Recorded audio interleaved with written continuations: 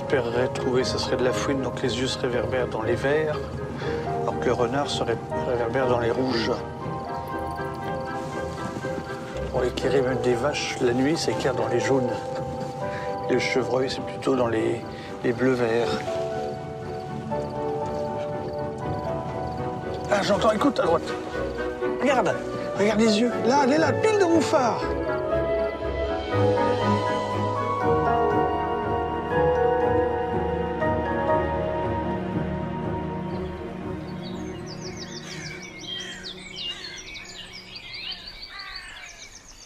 C'est un Éden insoupçonné.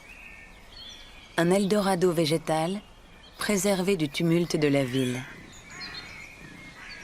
Une vaste cité enfouie sous la verdure.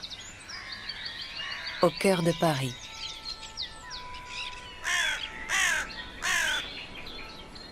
Ce lieu de mémoire accueille une faune et une flore de plus en plus abondantes.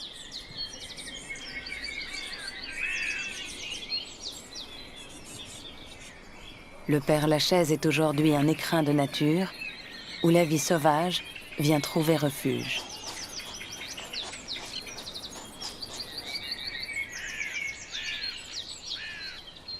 Entrer au Père-Lachaise, c'est un voyage. Les gens qui se promènent dans ce cimetière découvrent un des plus beaux jardins qui soit. Découvrent un lieu où se ressent le passage des saisons, ce qui est rare dans la ville. On va dans un océan de tombes aller rechercher celle qui nous parle, mais pour cheminer d'une tombe à l'autre, il y a les arbres, il y a les sentiers, il y a les pavés, il y a les visiteurs, il y a les chats qui passent, il y a le cri des oiseaux, il y a les feuilles et les marrons qui tombent ou qui poussent selon la saison. Et tout cela n'est rien d'autre que l'expression de la vie.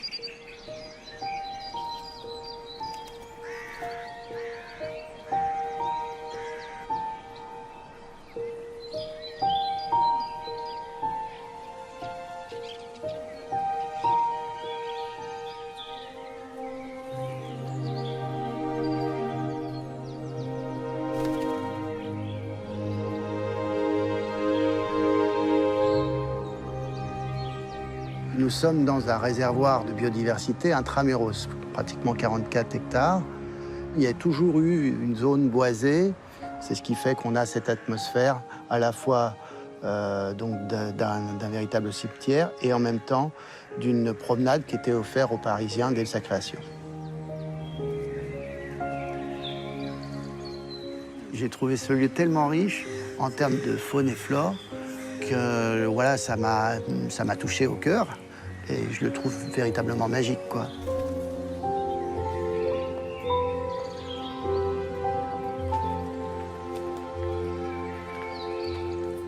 Il y a 10 ans, on n'aurait pas vu autant d'herbes, ce qu'on appelle folles. Tout était relativement nettoyé.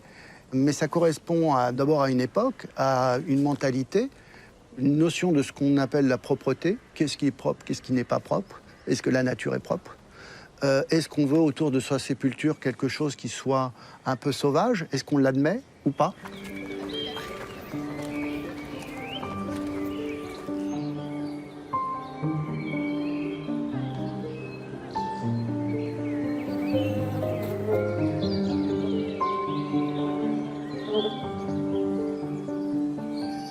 Quand vous avez une sépulture nouvelle, il faut remuer la terre.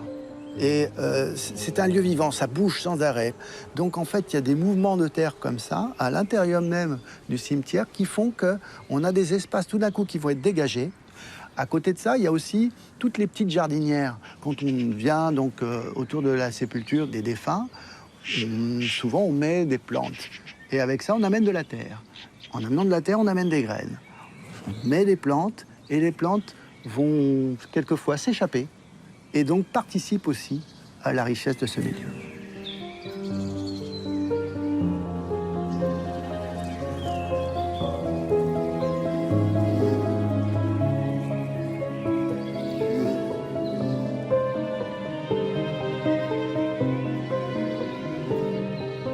Maintenant, il n'y a plus de produits phytosanitaires chimiques. On ne fait que des traitements bio. On respecte du coup le sol et des plantes sauvages s'installent et profitent à la faune et à la flore.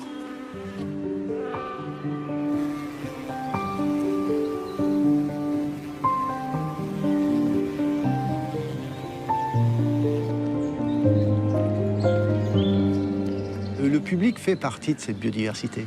Il en vient de tous les pays du monde.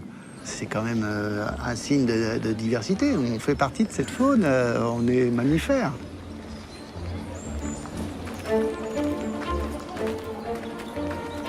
Chaque année, 3 millions de visiteurs se pressent au Père-Lachaise, attirés par ses nombreuses célébrités. Chopin, Proust, Édith Piaf, Montand et Signoret, Apollinaire, Oscar Wilde ou encore Pierre Desproges, tous reposent ici.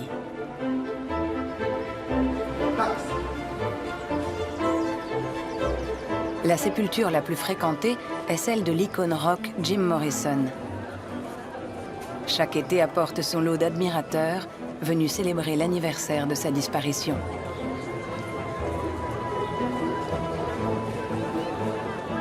Le Père-Lachaise, c'est un endroit qui est connu mondialement.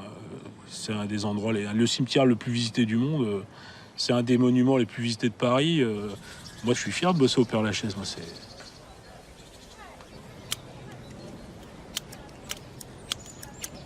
Ça fait bientôt 34 ans que je travaille au Père-Lachaise. Ce qu'on fait, c'est l'entretien basique d'un massif floral en été. Les fleurs fanent, donc il faut les couper. Ça paraît logique de voir une plante avec des fleurs toutes belles plutôt que d'avoir des fleurs sèches ou marron. Donc ça, on les taille. On fait aussi les mauvaises herbes, entre guillemets, qu'on appelle plus mauvaises herbes maintenant. On les enlève parce qu'elles n'ont pas leur place dans le massif. Il faut quand même que ça reste relativement propre. C'est aussi une forme d'entretien. On fait voir qu'on entretient aussi les massifs, c'est la moindre des choses. Donc il n'y a pas un moment de l'année où le massif n'est pas planté.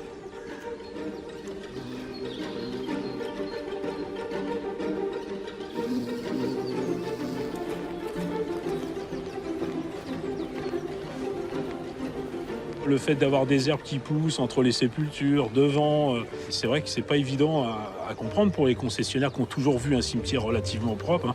Mais c'est pour le bien de tout le monde qu'il n'y ait plus de traitement phytosanitaire. Et puis pour les générations qui suivent, c'est la moindre des choses d'arrêter ça, quoi. Après, on voit venir des oiseaux qu'on ne voyait plus. C'est plein d'insectes. On voit tout un tas. Il y a des hérissons, on n'en voyait plus. Bon, pas de lapins, ça, pas encore. Moi, j'en ai vu quand je suis arrivé ici, parce que c'était relativement sauvage, quoi. Donc il y avait encore des animaux, des lapins, un truc comme ça, c'était bien. Ça a disparu avec les premiers traitements, tous ces trucs-là. Bon, ça va revenir.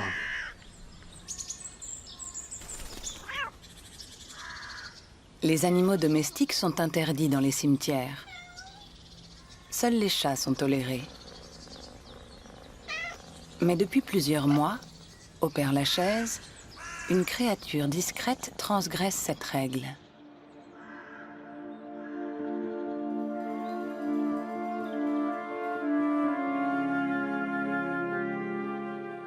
Une chienne malinoise a investi clandestinement les lieux. Nul ne sait d'où elle vient et personne ne peut l'approcher.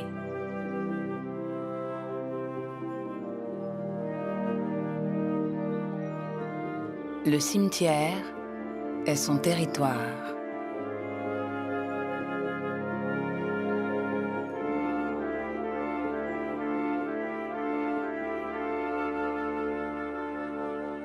Il tient du miracle, ce cimetière, avec ses 44 hectares.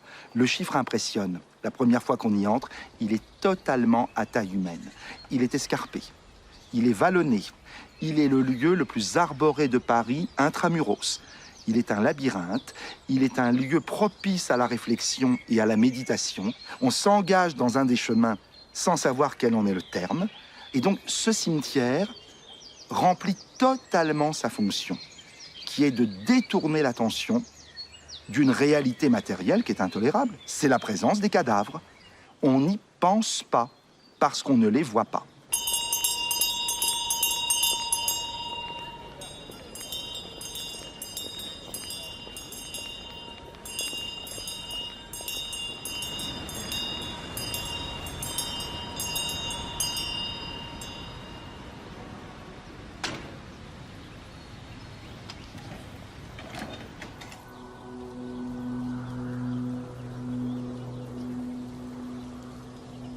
Chaque soir, de part et d'autre des allées désertées, un silence trompeur gagne le cimetière. Dans chaque recoin, la vie sauvage reprend peu à peu ses droits.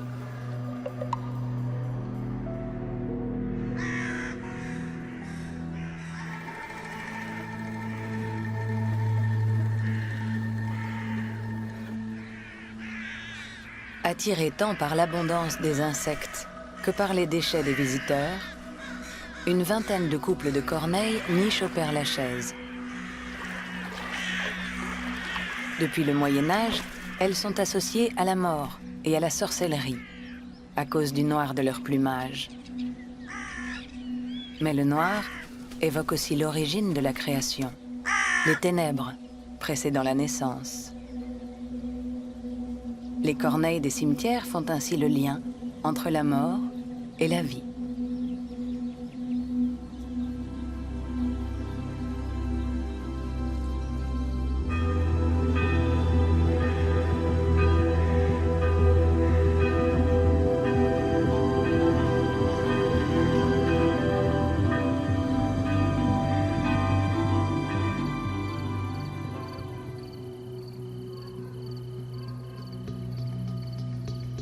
Au cœur de Paris, protégé par son mur d'enceinte, le Père-Lachaise est difficilement accessible aux mammifères sauvages.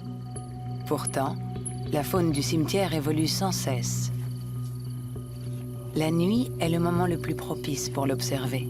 C'est riche, hein? Comme c'est un parc qui est non éclairé la nuit, c'est extraordinaire pour beaucoup d'espèces. À la fois les espèces nocturnes qui vont pouvoir chasser, se reproduire, et les espèces diurnes qui vont pouvoir se reposer dans un site non éclairé. Donc c'est vraiment un lieu magique pour ça. Ouais. La chauve-souris. Pupistrelle sans doute, en vol. Au niveau naturaliste, on voit aussi les différentes pierres. On ne voit pas les mêmes végétaux sur du granit ou sur du marbre, sur du calcaire. Il y a des tombes qui ne sont pas visitées depuis un moment. Donc, en plus, il y a une diversité de minéraux tout à fait artificiels, mais qui amènent une faune et même une flore différente, quoi. Ah oui, superbe, juste là. Donc c'est le mille-pattes qui est le plus rapide d'Europe, qu'on appelle la Scutigère véloce. Voilà, donc c'est un très bel animal. Et voilà, Scutigère véloce, un très bon prédateur d'arthropodes.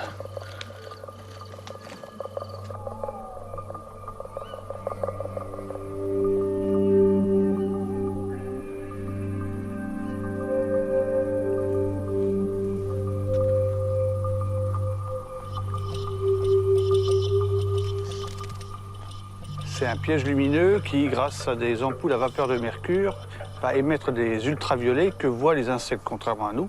Donc ces lumières-là vont attirer tous les insectes aux alentours qui vont se poser sur le drap. Et là, ça nous permettra de les identifier, notamment en les photographiant, pour garder une trace de leur présence. Et ensuite, toutes ces observations, on pourra les valoriser dans une base de données pour qu'on en garde une trace et qu'on la partage avec nos autres collègues et amis naturalistes.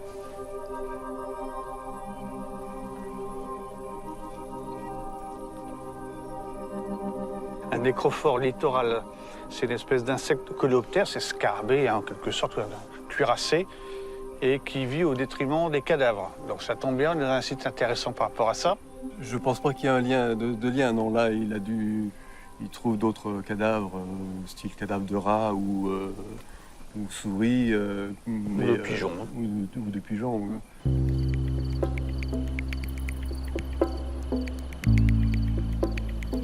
Après le piège à insectes, les deux naturalistes tentent de surprendre la faune nocturne à la lumière de leur phare embarqué.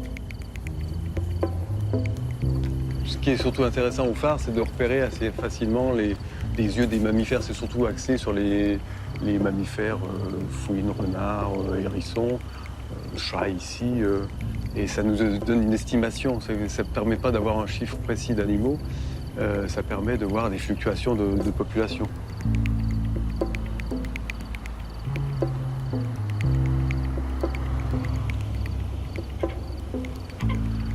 Arrête, regarde devant toi. C'est la fouine, regarde, regarde.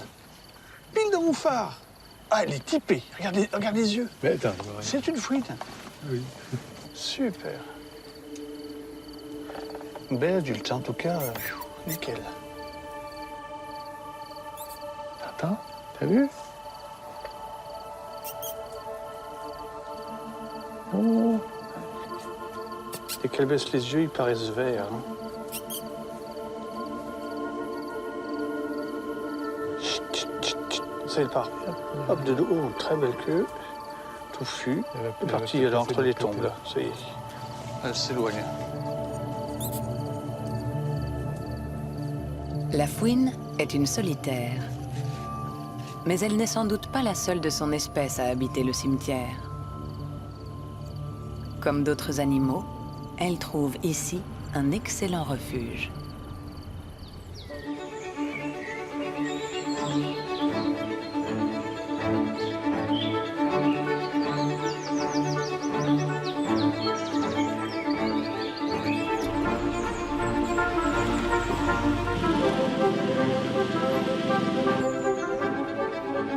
Le Père-Lachaise abrite plus de 70 000 sépultures.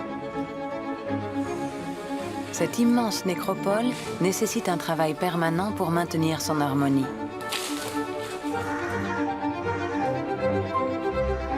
Le temps du souvenir s'entretient chaque jour au présent.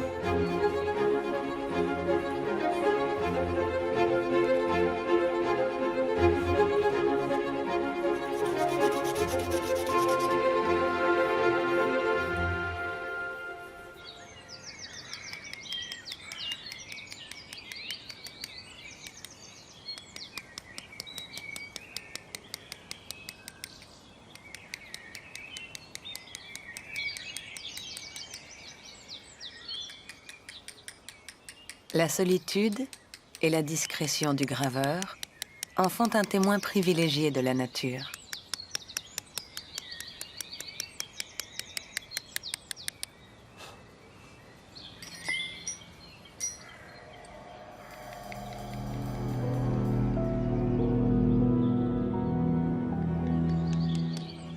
Nous, on est en contact en permanence avec la faune un peu particulière, comme le malinois. Ça m'est déjà arrivé de le croiser, enfin de l'avoir qui passe juste à côté de moi et ne pas faire attention. Et moi qui me mets à l'appeler, et d'un seul coup, il se faufile, il part et il se glisse entre les sépultures. Il va passer l'hiver ici. Il va se faire un deuxième hiver. C'est ce qu'on dit dans le métier. Si on arrive à passer l'hiver au cimetière, c'est bon, on peut devenir graveur.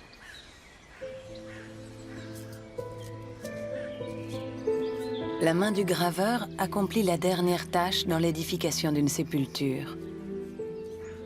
Son geste est essentiel.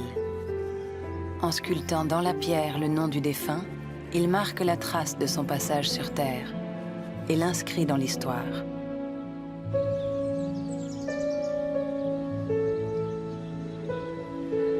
Nous luttons en permanence contre la mort.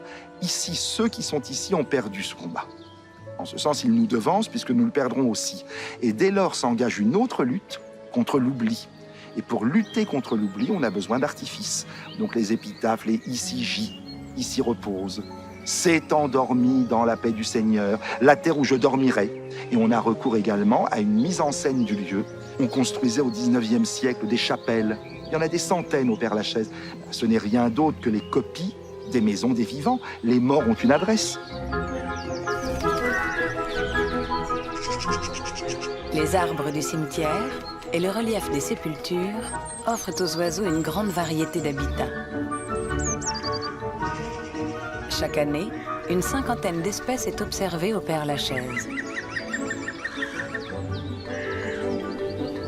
Deux amis ornithologues en sillonnent régulièrement les allées pour les recenser.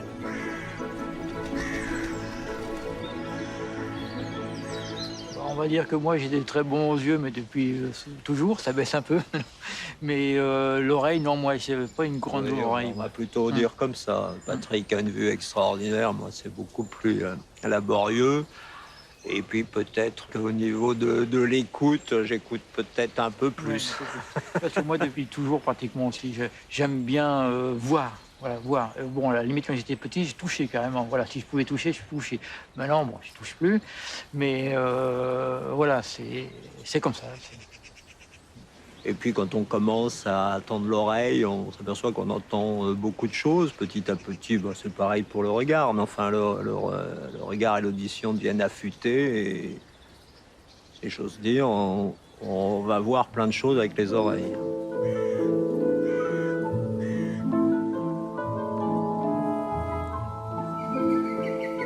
Ah, génial. Le pied vert. C'est quand même quelque chose qui parle de la vie, l'ornithologie. C'est parle de la vie, qui parle du vol, qui parle du chant. Ouais, c'est revigorant, l'ornithologie. Alors l'autre aspect qui est aussi intéressant ici, c'est la proximité des oiseaux, qui sont quand même des oiseaux urbains, et qui ont pas peur de l'être humain. Donc on peut avoir une proximité tout à fait étonnante quand on connaît les mêmes espèces en zone rurale. Puis c'est la diversité, en fait. C'est très riche quand même. Donc si on sait regarder, si on sait prendre le temps, à chaque saison, on peut avoir son lot de plaisir.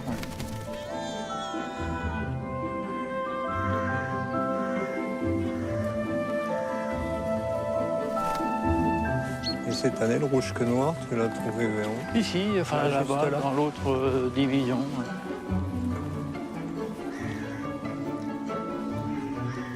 Les chats, il y a une dizaine d'années, je dirais, il y en avait un certain nombre. Maintenant, ils sont un peu en déclin. Et, moi, je dis un peu heureusement, parce que ça permet à certains oiseaux de nicher au ras du sol, quoi. Ça a permis notamment que le rouge-gorge familier niche depuis 2 ans. Avant, il ne nichait pas au Père Lachaise, que de passage. Et là, depuis 2 ans, il niche régulièrement. Pour nous, c'est une satisfaction. D'un côté, les gens qui nourrissent ces chats, qui s'intéressent aux chats, sont un peu... Mais nous, on est contents, voilà.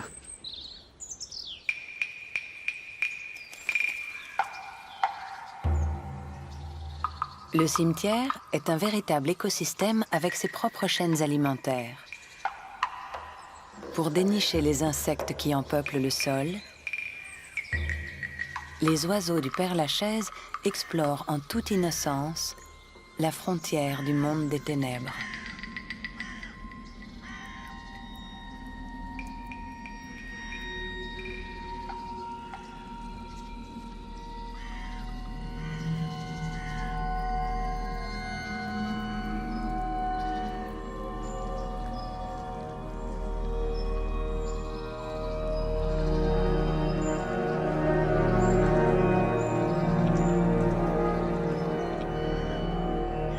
Le cimetière du Père Lachaise, pour nous humains, on voit en effet des tombes. D'un point de vue animal, c'est un chaos rocheux. Autrement dit, c'est autant de cachettes pour la microfaune du sol et également nocturne pour s'y dissimuler, pour se nourrir. Donc il y a aussi bien des petits acariens, des proches parents des araignées, que des araignées elles-mêmes qui sont des prédateurs.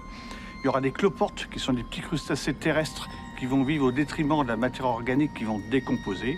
Il y a également des mille-pattes, à la fois des prédateurs, d'autres qui vont décomposer le sol. Donc tout un ensemble d'organismes qui vont participer chacun à leur niveau à la vie de ce sous-sol sous les tombes.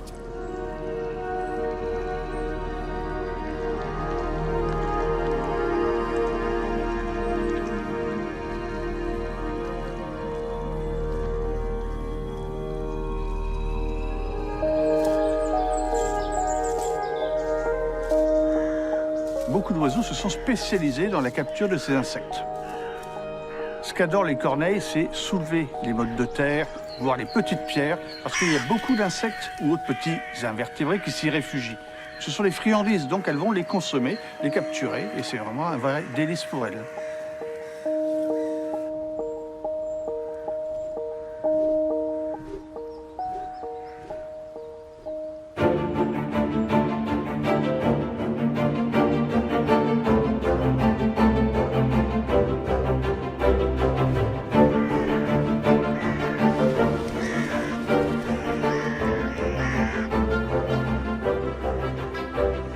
Ici comme ailleurs, les arbres sont indispensables à la biodiversité.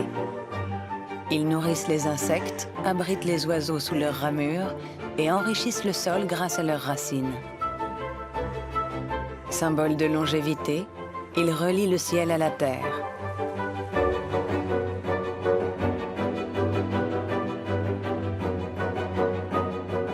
Leurs racines puissantes parviennent à soulever la pierre. Plus de 4000 d'entre eux ont pris possession du cimetière. Les arbres sont les maîtres du lieu. Les érables et les frênes sont les plus nombreux, mais la nécropole accueille plusieurs dizaines d'essences différentes. Tel ce platane séculaire, l'un des plus imposants du cimetière.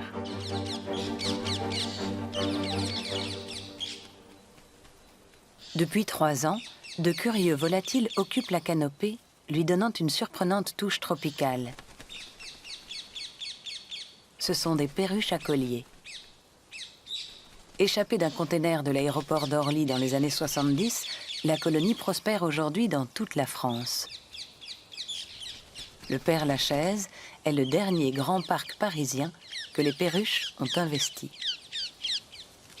Vous entendez ces cris d'oiseaux là dans les parages? En fait, ce cimetière, c'est une sorte d'annexe silencieuse de la ménagerie du Jardin des Plantes ou du zoo de Vincennes. Il y a un monument qui surprend beaucoup, un petit peu plus loin. C'est un pélican de bronze, fièrement campé sur une sépulture. Dans la nature, c'est le père pélican qui nourrit les petits. La religion chrétienne a associé le pélican à la vertu de dévouement.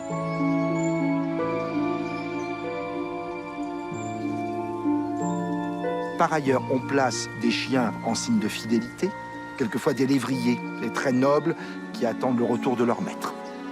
Un retour un peu hypothétique. On place également tous les animaux qui vivent la nuit. Parce que le mot cimetière venant du mot grec qui veut dire le dortoir, le lieu où on repose, on a toujours assimilé la mort à une nuit. C'est très rassurant.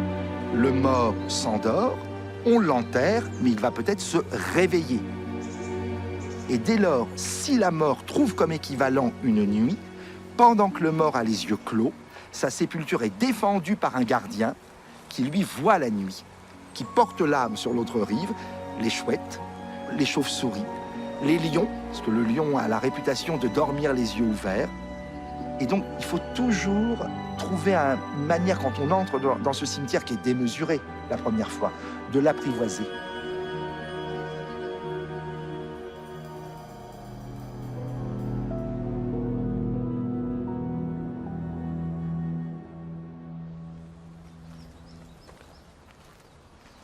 Il y a un super point là, tu vas voir, juste en bordure du plateau, avec un peu de canopée, un endroit où j'ai remarqué que ça circulait pas mal.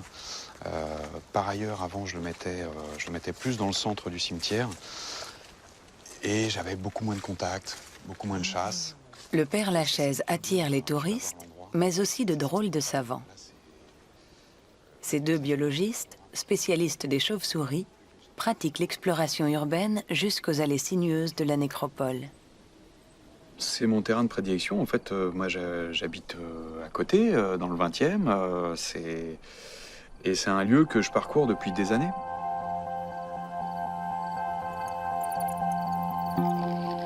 Ils sont équipés d'un matériel capable de détecter et d'enregistrer les ultrasons émis par ces mammifères volants. En automne, les espèces sont migratrices. Et donc les espèces qu'on enregistre ici, on ne sait pas d'où elles viennent. On sait qu'elles ne viennent pas du Père-Lachaise, que ce n'est pas un lieu de résidence, de reproduction. Néanmoins, on ne sait pas si c'est des migrateurs qui viennent de très loin ou si c'est juste des individus qui sont dans le bois de Vincennes, par exemple, et qui étendent leur aire de chasse jusqu'au Père-Lachaise. Il n'y a pas loin, il y a 2500 mètres à vol de chauve-souris. Mais 2500 mètres de milieu urbain très dense. On avance un petit peu alors Bah écoute, on peut aller là où c'est un peu plus dégagé. Enfin voilà, on va un peu surplomber le massif. Du fait que ce soit un cimetière, il y a une morphologie de paysage qui est très particulière. C'est-à-dire que c'est pas non plus une forêt, parce qu'il n'y a pas de sous-bois. Il y a uniquement une strate arborée. Or, les chauves-souris sont très sensibles à la morphologie du paysage. Et par ailleurs, c'est une enclave urbaine. Donc tout ceci fait que, oui, bien sûr, c'est un contexte très particulier. C'est la hulotte, ça. T'as entendu? Ah non, j'ai pas entendu. C'est la chouette hulotte. Là, ça y est. Enfin, ouais.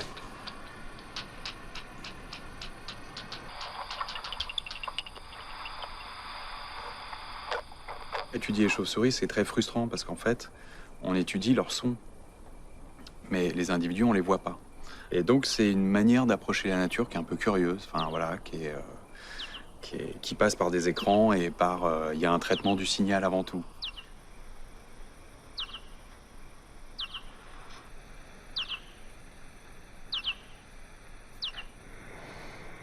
Ouais, donc en tout, on a eu 2 pipistrelles communes tout à l'heure, une pipistrelle pygmée. Tiens, il y a un nouveau passage de commune. Ouais. 46.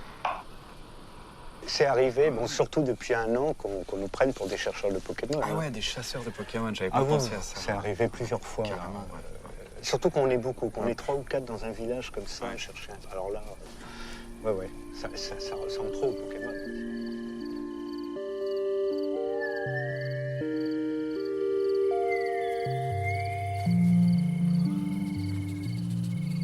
S'orientant dans la pénombre, grâce à son flair infaillible, un autre mammifère chasse le lombric entre les sépultures.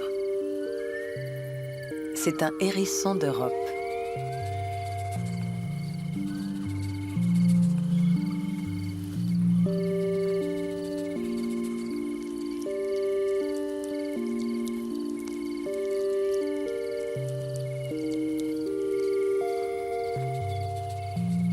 La présence de cet animal, désormais protégé, témoigne de la bonne santé écologique des lieux.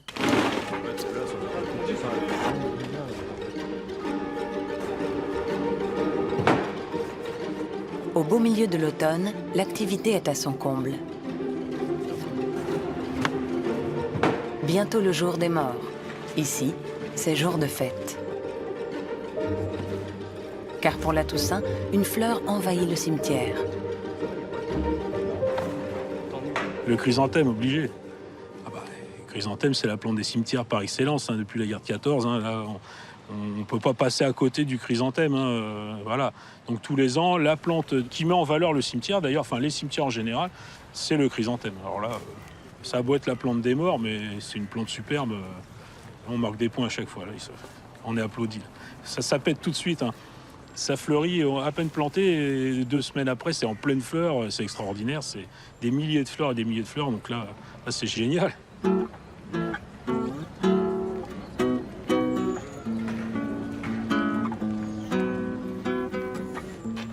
Aux 4 coins du Père-Lachaise, chacun s'approprie un rituel où le moindre geste exprime une émotion singulière.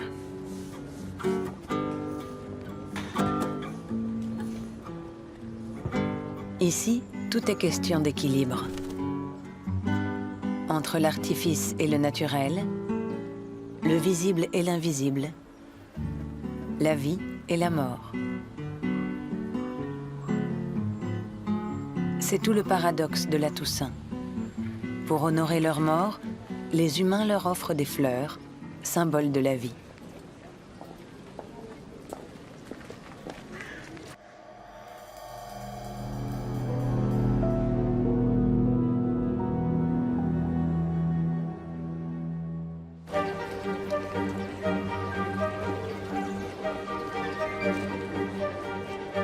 Emparant la nécropole d'un tel festival de couleurs, les hommes célèbrent le cycle de la nature juste avant qu'elle ne s'endorme pour l'hiver.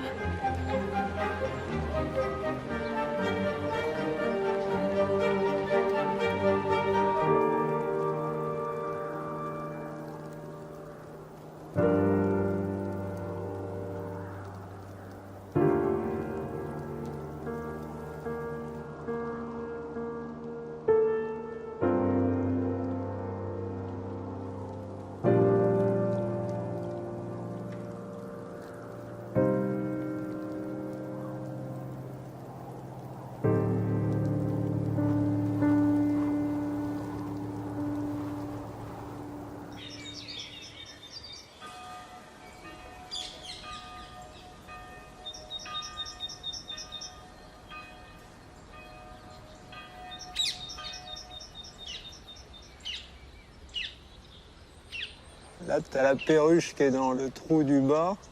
Oui, tout à fait, oui. Ce qui est curieux dans cet érable-là, c'est que les pics ont creusé pas mal de trous Et donc, il y a le Sansonnet qui est intéressé, la maison charbonnière et maintenant la perruche à collier. Elle a arrangé l'ouverture de ce nid qui, en fait, je pense, communique. Il y a 3 entrées, hein, donc ils communiquent. Plus ou moins, je pense, au moins les 2 d'à côté, là, ils sont très proches, ça doit communiquer. C'est impressionnant de voir quand même l'envergure de cet oiseau et le trou par lequel elle arrive à rentrer. Elle doit aplatir sa cage thoracique. C'est quand même assez fascinant. Mais ce qui est curieux, c'est que de l'autre côté, il y a 2 autres trous et il y a un Sansonnet qui apparemment est intéressé par un trou. Il aménage au fur et à mesure. Ben, le but, c'est d'enlever des débris qui ne lui plaisent pas, d'agrandir un petit peu, parce que là, je pense qu'avec l'humidité et les moisissures et les champignons, je pense qu'il peut nettoyer un peu plus pour agrandir un peu la cavité, quoi, voilà. Mais je pense que la perruche ne va pas supporter trop longtemps des locataires à côté, là.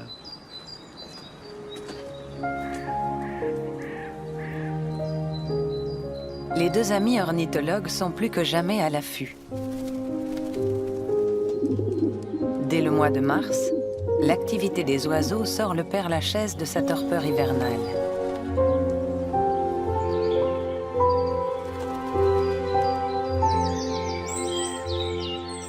Les premières fleurs jaillissent entre les tombes, attirant les insectes butineurs.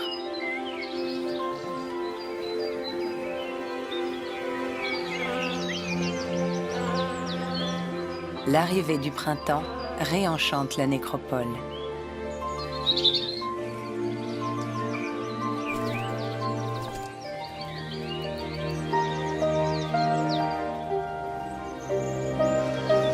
Et puis là, c'est sympa, parce qu'il n'y a pas encore de feuilles dans les arbres et vraiment on les voit super bien. Dans 8-15 jours, là, ça va être un peu plus difficile.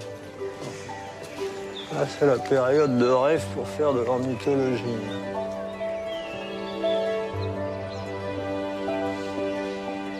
Avec la belle saison, la fréquentation du cimetière connaît un nouvel élan.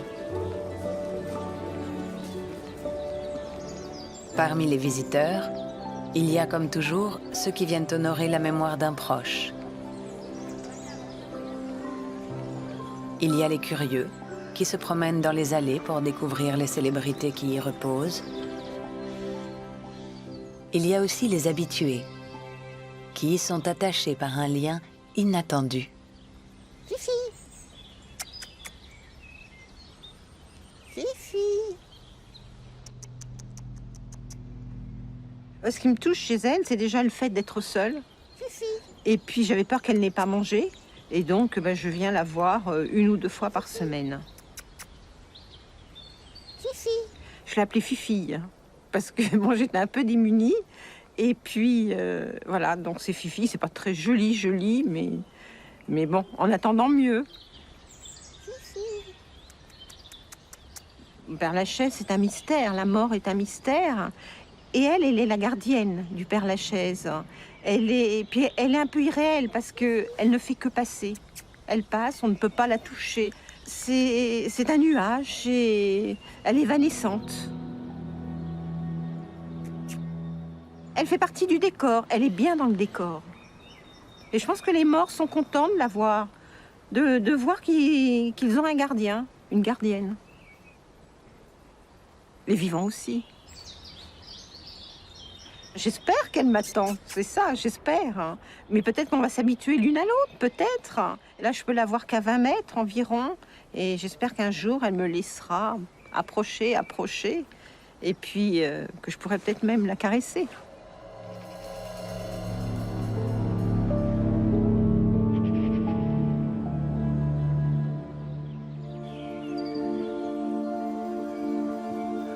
Alors, ce qui est étonnant, c'est de voir les initiés du cimetière, c'est-à-dire ceux qui ont décidé de voir la nécropole comme un organisme vivant, qui a sa respiration, qui a son souffle, qui a ses trépidations, qui à l'automne a les faveurs des médias pendant 2 ou 3 jours, qui après s'endort dans la torpeur de l'hiver, qui à l'été reçoit les flots de touristes. Et cette idée de calendrier annuel, c'est incroyablement rassurant. L'idée des saisons. l'idée du cercle. Une chose dont nous n'avons peut-être pas conscience, c'est que nous ne portons pas sur ces monuments, sur ces allées, sur ces arbres, le regard que portaient les romantiques qui venaient ici en 1830. Ils se promenaient dans un cimetière neuf, impeccable, dont ils avaient connu les résidents. Nous, aujourd'hui, le temps a passé. Et on constate que les monuments sont constitués d'une pierre friable, qui s'effrite sous les doigts, les noms commencent de disparaître, les tombeaux deviennent anonymes, les stèles accusent des gîtes inquiétantes. La fameuse épitaphe « Le temps passe, le souvenir reste » est complètement fausse. Quand vous passez devant certaines tombes au bout de 150 ans, vous constatez que le souvenir a passé. Et c'est le temps qui est resté.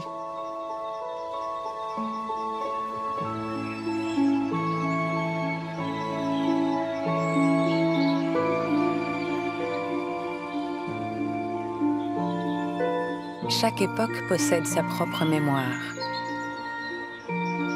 Au cimetière du Père-Lachaise, c'est bien le temps qui règne en maître.